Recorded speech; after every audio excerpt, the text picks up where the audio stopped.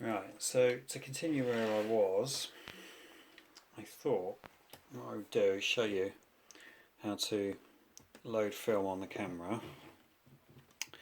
Just for fun, we'll put this waist level finder on. Here we go. You can see how that fits like that. Pop it down like that. There's a little release there.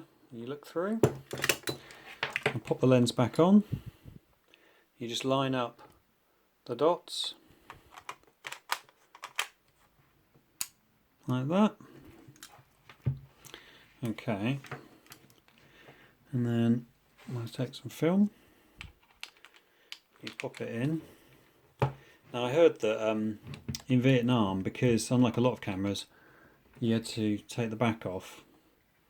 And you imagine you're out in the field and you're trying to reload film under fire, and you've got the faff of having to take the back off the camera. And they hadn't, with the F2 and other SLRs and rangefinders, you didn't have to do that in the same way. You just sort of take it off and shove it under your armpit and keep it kind of keep your arm pinched in to hold the back under your arm while you change film. So it got the nickname the armpit F by some. But you do that, and then I tend to poke the film through like that. Make sure that the film sprockets are catching on the teeth, and then wind it on like that. Then that's nice and flat. And just check the teeth are all in. That's all in. 24 exposure. It's an ISO 200 film, so I need to remember that. Slide that on. Turn this like that. Pop it down. Now, if I had a metered finder on there, I'd need to make sure that this was on 200. So I would lift, sort of pinch and lift, and it was kind of hard to do it actually without this on the body, but you'd pinch and lift and drop that on the 200, and then on the bottom here there's this doesn't actually do anything mechanically, but it's just a reminder, so you can set that next to there, so that reminds you, the red tick, that it's 200 on the ISO ASA. And that's the film loaded in the camera. What I thought I'd do as well is talk about buying these cameras. So if you're buying them and you're using them with these waist level finders, or I have an example, it came in black as well, and you're using, just click that in, clicks in. And to release these ones, you just use the button on the back. You don't have to use the lever like that. But if you are buying a Nikon-F, the more common ones that have the metered photomic finders, then one of the things you have to look out for is desilvering, which is where inside here there are foams that are around the mirror edge, not rubber, and over time, and it would take decades, but these cameras are obviously pretty old, so it happens quite common, you get it where the foams rot and they start to degrade the actual mirrors inside there. I don't know if you can see on this. Looks pretty good, but I have had got another finder here. I don't know if I can show you really, but this one, see if I can get it at the right angle for you, but this one is, if I look at it up close at the right angle, I can actually see that the mirrors are starting to, sort of around the edges, starting to go where those foams inside, just like you'd get foam around along the top here. So just as those can degrade and are easy to replace, inside these you'd actually have to open it up to replace the foams. So that's something to be aware of when buying these cameras, is rotten foams. And if it has started to degrade the mirror, then there isn't a huge amount you can do. You can send them off to be serviced, and they can remove the foams and replace them, so it doesn't get any worse. But other than replacing it with a spare part, which would be very expensive, you sort of have to live with the fact that some of the mirror, when you look through, that some of the mirror is degraded around the edges. Now, even though this does suffer from that problem, it's barely noticeable. And had I not taken it off the camera and looked through, I wouldn't have known. So that's one thing to look for when you're buying them on eBay. Another thing is the fact that these cameras took 1.35 mercury batteries, PX625s, and you can't buy those anymore because they have mercury in them.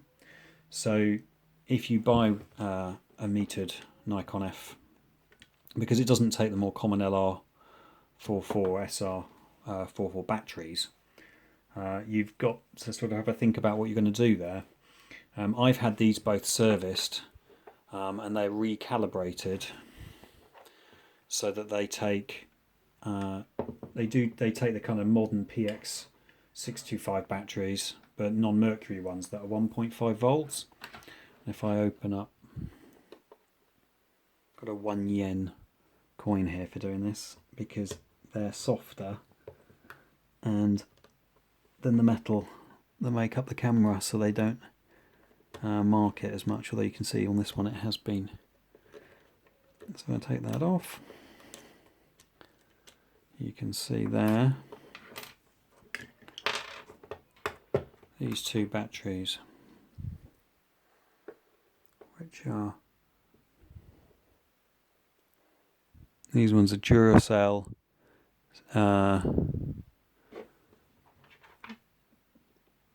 we go, it says 6254 on them, but they're basically PX625 1.5 volt.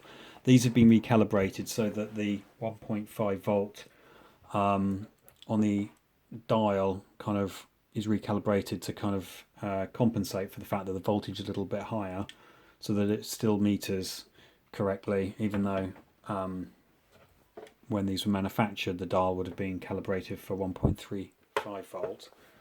If you're lucky enough to get somebody that can service it and do that, that's great. An alternative things, you can get it serviced and they put in a diode inside here that reduces the voltage, so that you can pop these batteries in and the voltage is effectively reduced to 1.35 volt, and that will also mean that you can meter correctly. There's another method, which is you can buy hearing aid batteries, which I think are MR9 G25As or something like that, and you buy an adapter that will take them, and because they're a lower voltage you can use them in there with the adapter, and because they're 1.35 volt then it'll work. But the downside of those is that they're smaller, so you have to buy the adapters, which are expensive, and you, before you put them in, you peel off like a sort of blue screen and then pop it in, and then they last for 2 months, whereas these will last probably for a good year or two. And from kind of experience of owning them and reading forums and things, if you can't get them serviced to take these kind of regular 1.5 volt PX625s, then really your easiest and most straightforward option is, if it's still metering and responsive and it's just that it's slightly out by the voltage, is to take a camera that you trust, like a Nikon F2 or an F3 or any camera, an FM or FE, and under a few different lighting conditions, using the same lens on both cameras, measure the light and see how far out the extra voltage is throwing the needle when you look through the viewfinder, and then just adjust the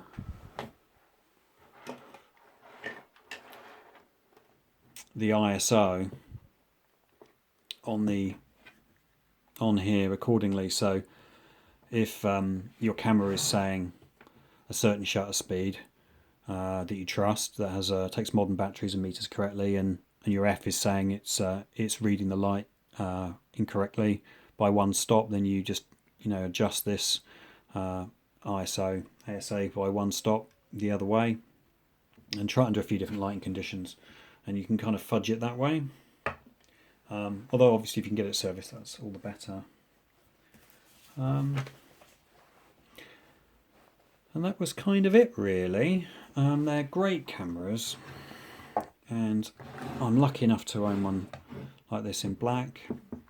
It's probably one of the nicest cameras ever made, in my opinion.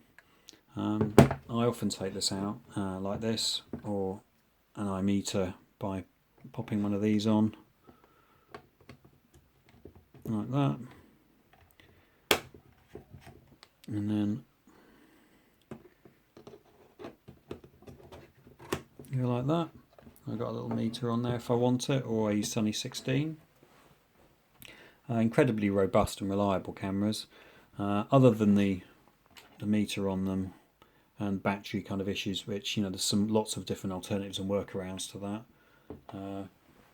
There's nothing much else that really tends to go wrong with them. I've found them to have generally very good shutter speed reliability, second-hand ones. And highly recommend that you buy one if you get a chance. In terms of other accessories, if you get one with a case, I'll show you here. So a standard case looks like this, like that, and then I'll pop that off. You can get a top part to it as well, and these just clip on at the back like that.